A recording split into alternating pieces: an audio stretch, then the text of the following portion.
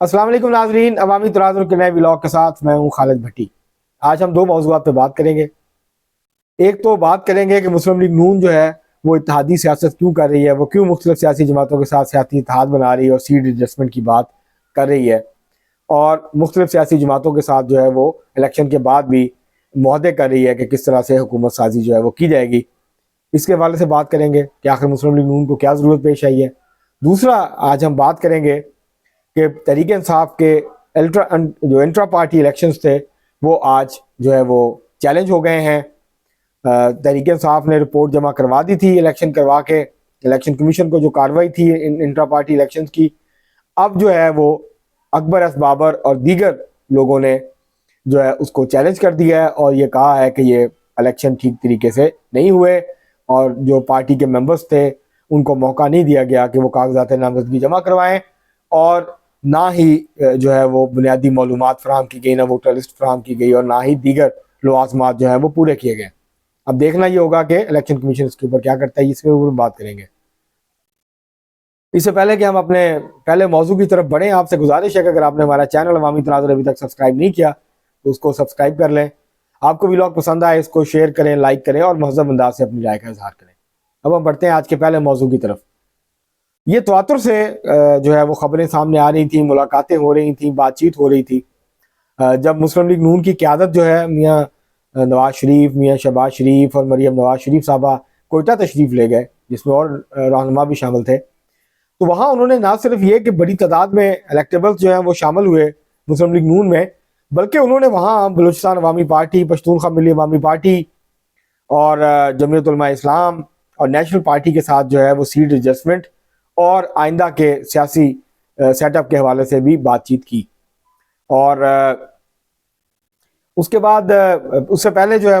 मुत्तहिदा कौमी मूवमेंट से बातचीत का आगाज़ हुआ और अब एक मुआहदा जो है वो तकरीबन तय पा गया है, जिसके तहत जो है मुस्लिम लीग नून आइन में तरमीम करेगी और जो इख्तियारात मरकज़ से सूबों को मुंतकिल हुए थे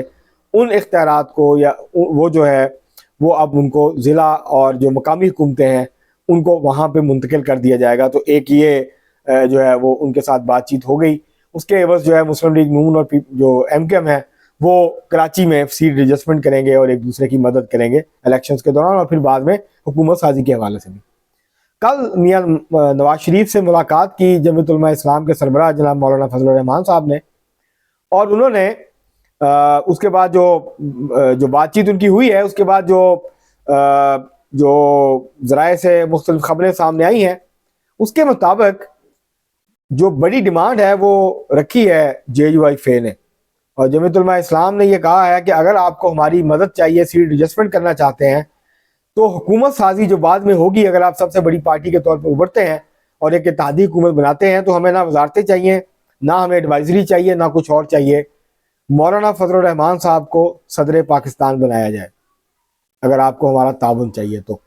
अगर आपको हमारी मदद चाहिए इलेक्शन जीतने में, तो उसके एवज हमें मौलाना फजलुर रहमान की के लिए सदर का ओहदा चाहिए। इसके ऊपर इब्तदाई बातचीत हुई है। इत्तफाक जराए ये बताते हैं कि इत्तफाक किया गया इस बात पे कि दोनों जमातें सीट एडजस्टमेंट करें और मिलकर KP में इलेक्शन लड़ें। अब ये जो सारी बागदौड़ मुस्लिम लीग नून कर रही है और वो सिंध में भी GDA के साथ, मुत्तहिदा कौमी मूवमेंट के साथ, जमीयत उलमा इस्लाम के साथ, पीपल्स पार्टी के खिलाफ मिलकर इलेक्शन लड़ना चाहती है, तो ये जो भाग-दौड़ कर रही है मुस्लिम लीग नून, जो कि रवायती तौर पर पंजाब से बाहर कम ही सरगर्मी दिखाती है, कम ही अहमियत देती है बाकी सूबों को, तीनों सूबों को, तो अब ऐसा क्या हुआ है कि मुस्लिम लीग नून जो है वो बाकी मुख्तलिफ सियासी जमातों के साथ बातचीत कर रही है, सीट एडजस्टमेंट की बात कर रही है। उसकी एक बड़ी वजह नाजरीन ये है कि अभी तक की जो रिपोर्ट्स हैं मुस्लिम लीग नून के अपने सर्वेज हैं, अपनी जो अभी तक उनका फीडबैक मिला है क़यादत को, जो उम्मीदवारान के इंटरव्यूज हो रहे हैं, तो उसमें मुस्लिम लीग नून को ये लगता है कि जो उनका टारगेट है कि 100 से ज़्यादा सीटें जीतनी है मुस्लिम लीग नून ने पंजाब से कौमी असम्बली की 141 नशिस्तें हैं, उसमें से मुस्लिम लीग नून का टारगेट है कि कम अज़ कम 100 सीटें हम जीतें, तो फिर हम वफाकी हुकूमत बनाने की पोजीशन में आएंगे अपने इत्तेहादियों के साथ मिलके। तो अभी तक उनको ये लगता है कि शायद ये टारगेट वो पूरा ना कर सके। अभी बहुत सारे ऐसे उम्मीदवार हैं जिन्होंने ये मुस्लिम लीग नून के टिकट पे इलेक्शन लड़ने का फैसला नहीं किया। वो अभी ऑप्शंस देख रहे हैं, वो देख रहे हैं कि क्या मियाँ नवाज शरीफ इलेक्शन लड़ने के लिए अहल होंगे। 7 दिसंबर को उनका जो है वो केस लगा हुआ है, अल अजीजिया रेफरेंस का उनकी जो अपील है वो मुकर्रर हो गई है। अब देखना होगा कि कितनी जल्दी जो है उसमें उनको रिलीफ मिलता है और वो बरी होते हैं और फिर इलेक्शन लड़ने के अहल होते हैं। तो अगर ये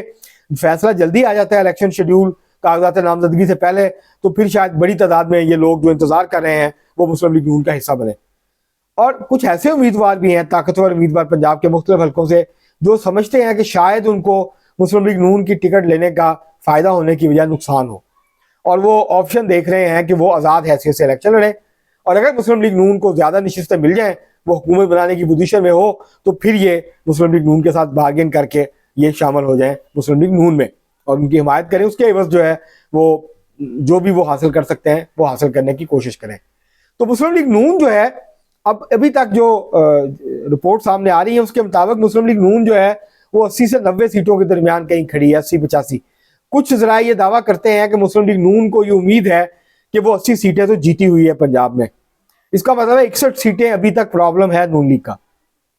और कुछ ये हल्के दावा करते हैं कि नहीं, 80 नहीं है, 90 सीटें जो हैं वो मुस्लिम लीग नून पंजाब में जीतने की पोजीशन में है और कंफर्टेबल है उन सीटों पे। इसका मतलब फिर 51 सीटें बाकी बचती हैं। तो अब ये बड़ी तादाद है सीटों की, और अगर 51 सीटों में से ज्यादा तादाद जो है वो, मसलन अगर फर्ज किया ये सीटें तकसीम होती हैं, तो मुस्लिम लीग नून जो है उसको शायद इतनी परेशानी ना हो अगर IPP 8-10 सीटें जीत जाए, 15 सीटें 20 सीटें पाकिस्तान पीपल्स पार्टी जीत जाए, और पाकिस्तान इसी तरह तहरीक इंसाफ जो है वो भी 15-20 सीटें पंजाब से जीत जाए, तो शायद मुस्लिम लीग नून के लिए जो है वो मुश्किल सूरत हाल का सामना ना हो या उसको ज्यादा जो है वो तशवीश ना हो। लेकिन अगर तहरीक इंसाफ ये 51 सीटें जो हैं, अगर हम फर्ज किया कि 90 नून लीग जीत जाती है तो 51 सीटें हैं, तो अगर ये 51 सीटों में से 40 सीटें PTI जीत जाती है, ये 35 या 30 सीटें जीत जाती है, तो फिर मुस्लिम लीग नून के लिए परेशानी का बायस भी बात होनी चाहिए। और इसीलिए मुस्लिम लीग नून जो है वो मैक्सिमम वो ये चाहती है कि बलूचिस्तान से 2 सीटें मिल सकती हैं तो हम लें। उसके साथ साथ जो इत्तेहादी हैं, अगर 2-4 सीटें उनकी आ जाती हैं या 5 उनकी आ जाती हैं तो ये उनके लिए प्लस होगा। इसी तरह कराची से MKM और नून लीग और जो है उनकी अगर कुछ सीटें आ जाती हैं। इसी तरह जो KP है उसकी 45 सीटें हैं, जनरल सीट्स हैं 45। तो मुस्लिम लीग नून ये चाहती है कि अगर वो और फजल रहमान की पार्टी मिलके 15 सीटें भी जीत लें तो वो ये समझेंगे कि जो है उनके लिए हुकूमत बनाना फिर आसान हो जाएगा निस्बतन।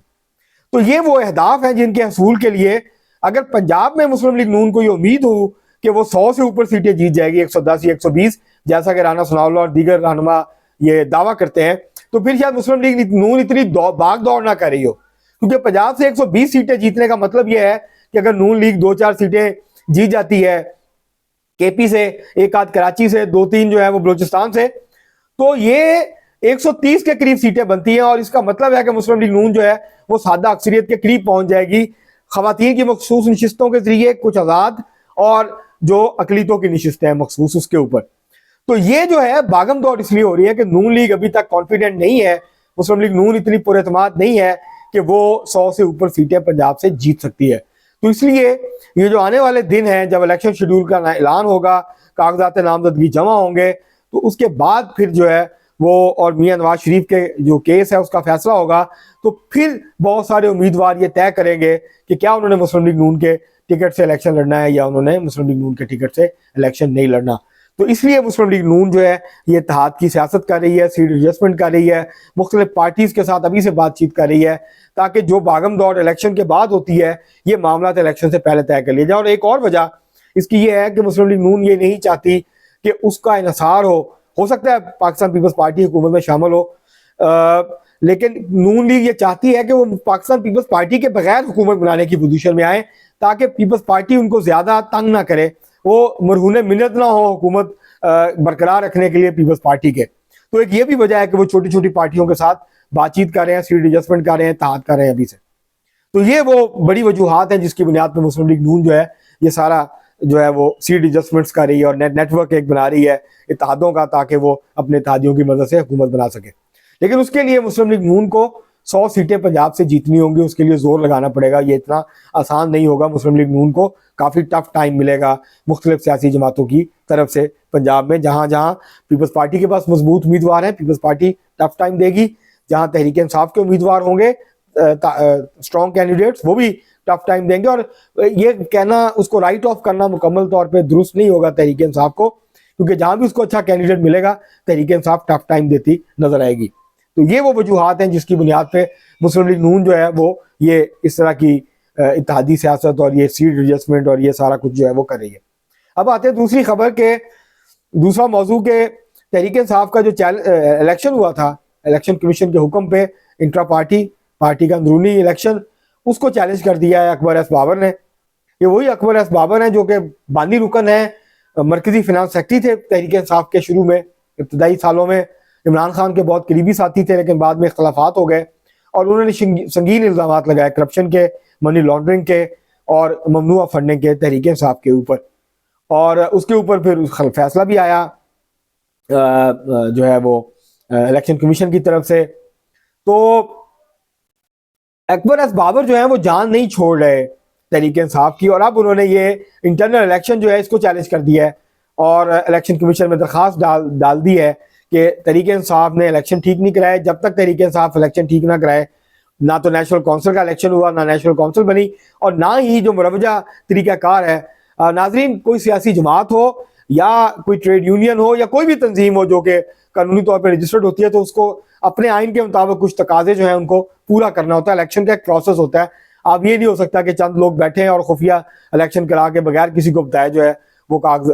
जो कार्रवाई है वो जमा करा दें। तो ये इस वक्त कैफियत है तहरीक इंसाफ की। जो इलेक्शन था, तहरीक इंसाफ को उम्मीद थी कि हमने वो पूरा कर दी कार्रवाई, तो अब हमें इलेक्शन कमीशन जो है वो बल्ले का निशान दे देगा, लेकिन लगता है कि अभी और मराहिल तय करने होंगे तहरीक इंसाफ को इससे पहले कि उनको बल्ले का निशान मिले। तो ये जो उन्होंने चैलेंज किया है, अब ये इसके ऊपर एक कार्रवाई होगी। इलेक्शन कमीशन अगर उनकी दरखास्त मुस्तरद करता है तो हाई कोर्ट जाएंगे और फिर ये कानूनी जंग जो है उसका तहरीक इंसाफ को सामना जो है वो करना पड़ सकता है।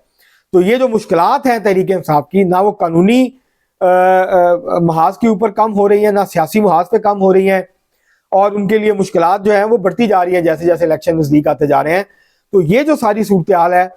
इसमें अगरचे तहरीक इंसाफ अभी ये दावा करती है कि वो मकबूल तरीन जमात है और अगर उसको खुल के इलेक्शन कैंपेन करने दी जाएगी तो वो 2/3 अक्सरियत से जीत जाएगी, जब हालांकि ज़मीनी हक़ाइक़ जो है इस दावे की नफ़ी करते नजर आते हैं। लेकिन देखते हैं अब टाइम जो है जो जो इलेक्शन का करीब आता जा रहा है, तो वैसे वैसे जो है वो इस तरह की जो कार्रवाइयाँ हैं, एक दूसरे के खिलाफ कानूनी कार्रवाई, एक दूसरे के खिलाफ जो अदालतों में केसेस हैं और ये सारे मामला, ये इसके अंदर भी जो है वो शिद्दत आती नजर आएगी। आज के लिए इतना ही, बहुत शुक्रिया।